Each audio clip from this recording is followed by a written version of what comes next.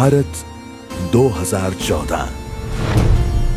देश अभी भी युवा है, जो किसी भी चट्टान से टकरा सकता है। रक्त अभी भी गर्म है, जो किसी भी लोहे को पिघला सकता है। जोश अभी भी बुलंद है, जरूरत है विश्वास की, भरोसे की कि हां, ये चिर पुरातन देश विकास की नई बुलंदियों को छू सकता है, सुशासन और सद्भावना की मिसाल कायम कर सकता है। फिर हर कोई कह सकता है, एक भारत श्रेष्ठ भारत। तारीख 26 मई 2014। देश की सरकार बदल रही थी, पर क्या देश बदलेगा? अर्थतंत्र था जब खतरे में पड़ा, गरीबों की जब टूटी थी उम्मीद, देश था जब भ्रष्टाचार में जकड़ा, सब तरफ सब कुछ था रुका रुका। ऐसे ही अनगिनत सवालों के ढेर पर खड़ा देश विजय का उत्सव कैसे मना सकता था? उस दिन उसने केवल प्रधानमंत्री पद की ही शपथ नहीं ली थी, उसने शपथ ली थी पूरी दुनिया में भारत के गौरव की पुनर्स्थापना करने की। उसने शपथ ली थी हर सरकारी काम को असरकारी बनाने की, भारत की गरीबी को जड़ मूल से मिटाने की। उसने शपथ ली थी भारतीय लोकतंत्र में नई जान डालने की। प्रधानमंत्री नहीं, प्रधान सेवक। चुनौती बड़ी भी थी और कड़ी भी। बिना एक दिन का भी वक्त गवाए उन्होंने सीधे सरकार के परफॉर्मेंस पर बल देना शुरू कर दिया। लोगों के अच्छे दिनों के लिए सरकार के शुरू हुए बिजी दिन। सबसे पहले सरकार के चालक सेक्रेटरी से रूबरू मुलाकात की।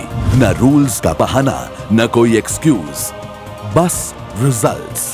तुम मुझे परिणाम दो, मैं तुम्हें आजादी देता हूं काम करने की।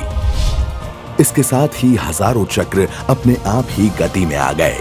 काम करने के तरीके भी बदलते गए और जगह भी। दिल्ली की सरकारी दफ्तरों में शुरू हुआ स्वच्छता आंदोलन और एडमिनिस्ट्रेशन में हुआ ऊर्जा का संचार, और यहीं से शुरुआत हुई नए युग की।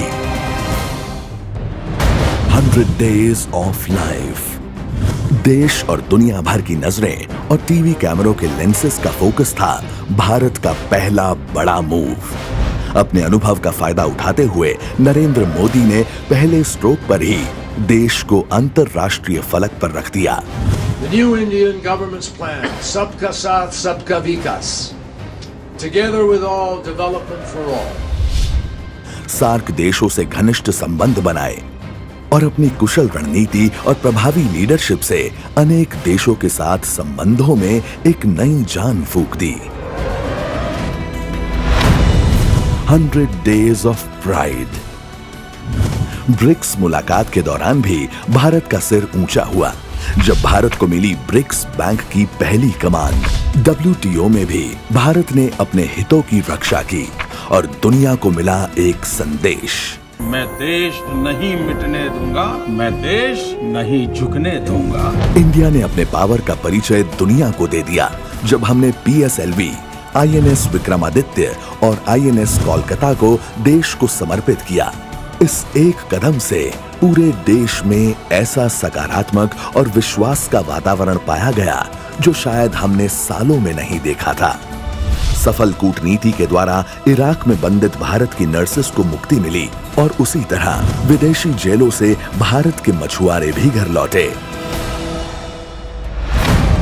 100 डेज ऑफ एक्शन। आज केवल 100 दिनों के भीतर संसद के कार्य अनेक गुना गतिशील बने। सरकार के वर्क कल्चर में, बिजनेस कल्चर में और सेवाओं की डिलीवरी में भी अनेक गुना सुधार होने लगा। इन्फ्लेशन के खिलाफ भी भारत ने कमर कसी। Minimum government, maximum governance. निर्णय लेने की प्रक्रिया को तेज बनाने के लिए GOMs और EGOMs को दूर किया गया। देश में ट्रांसपेरेंट एनवायरमेंटल क्लियरेंसेस के साथ बड़े स्तर पर लेबर रिफॉर्म्स और जुडिशियल रिफॉर्म्स शुरू किए गए। दशकों से अटकी पड़ी सरदार सरोवर बांध की ऊंचाई को अपने मकाम तक पहुंचाया गया। विदेशी बैंकों से काला धन वापस लाने के लिए SIT का गठन किया गया। देश में वित्तीय छुआछूत को खत्म करने के लिए शुरू की गई जन धन योजना, जिसके पहले दिन ही खोले गए 1.84 करोड़ बैंक खाते।